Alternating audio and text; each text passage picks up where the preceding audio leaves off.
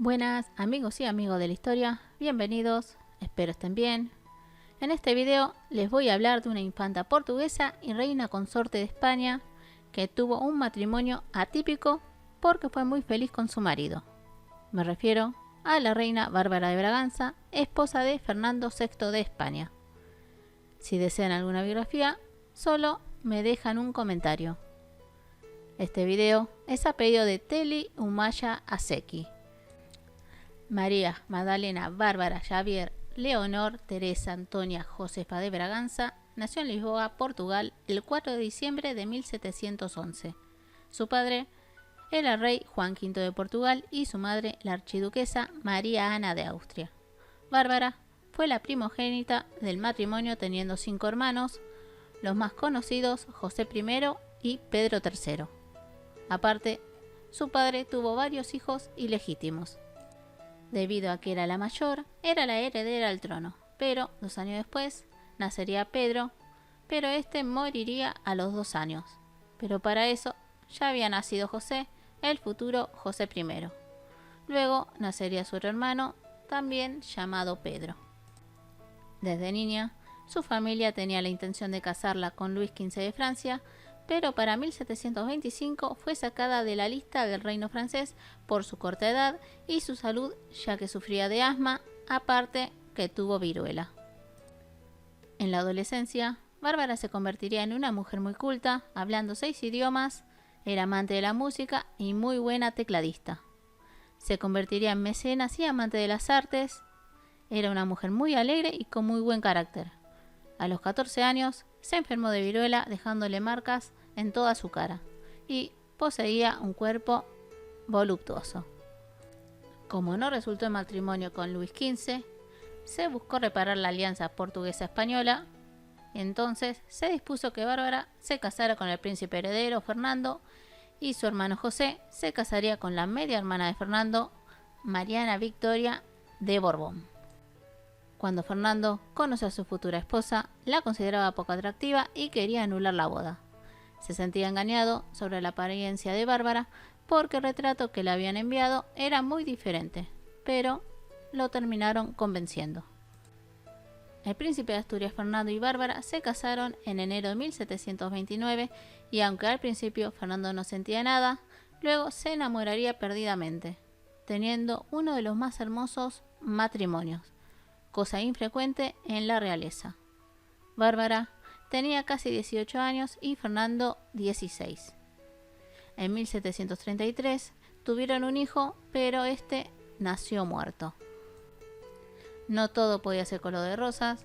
La reina consorte de España, Isabel de Farnesio, madrastra de Fernando, solo se preocupaba por el bienestar de sus propios hijos, dejando de lado a Fernando. Apartó a Fernando y Bárbara, dejándolos aislados de la corte, con visitas restringidas. Era como una especie de arresto domiciliario. Todo esto aprovechándose Isabel de que su marido, el rey Felipe V, no estaba bien de la cabeza. Así, con la influencia de la reina consorte, se dispuso que los príncipes de Asturias solo podían ser visitados por 4 personas durante el día, y en cuanto a política, solo podían recibir a los embajadores de Francia y Portugal. No podían salir a comer, no podían dar ningún paseo y no podían ir a templos o conventos. El príncipe no podía ver a su padre ni podía asistir al consejo del gobierno. Incluso Isabel había puesto espías para que le dijeran todos los movimientos del príncipe y la princesa. Durante este tiempo, Bárbara aprovecharía para conocer a su esposo, que era bastante tímido, y así nacería una gran historia de amor y sobre todo de fidelidad. Fernando y Bárbara se fueron dando cuenta que tenían cosas en común. Por ejemplo, ambos amaban la música y el arte. Fernando encontraría en Bárbara a una gran compañera y amiga de vida. Pero todo cambiaría al morir Felipe V en 1746. El príncipe de Asturias asume el trono como Fernando VI y a la semana de la muerte de su padre, por consejo de Bárbara, ordenó a su madrastra que abandonara el palacio real y se fuera a la casa de la duquesa de Osuna. Al año siguiente sería desterrada de Madrid. La nueva reina consorte tuvo un importante papel en la corte. Incluso los ministros les mostraban los documentos primero a ella antes que al rey, ya que estos confiaban plenamente en ella, y sobre todo fue la mediadora entre los reinos de España y Portugal. Como amante de la música, apoyó al famoso cantante italiano Carlo Brocchi, más conocido como Farinelli. También fue la promotora de la construcción del convento de las Salesas Reales en Madrid. En 1757 se mudó a Aranjuez, ya que sufría de asma y tenía un importante sobrepeso. Tal vez el lugar la ayudaría y parecía que se estaba recuperando, pero le empezó a dar fiebre alta y el 25 de agosto ya no tenía voz. Terminaría falleciendo luego de una agonía de 2 días el 27 de agosto de 1758 a la edad de 46 años. Actualmente está en un mausoleo en el convento de la cual fue promotora. Fernando VI ni siquiera pudo estar en el funeral de su esposa e incluso su muerte le provocaría un grado importante de locura y depresión que lo llevaría al intento de suicidio. Fernando moriría el año siguiente siendo enterrado al lado de su esposa. Bárbara de Braganza fue una mujer muy culta y amante de las artes igual que su marido. Aunque al principio el matrimonio no comenzó bien, se enamoraron con locura, y a pesar de lo hecho, Isabel recibiría su venganza.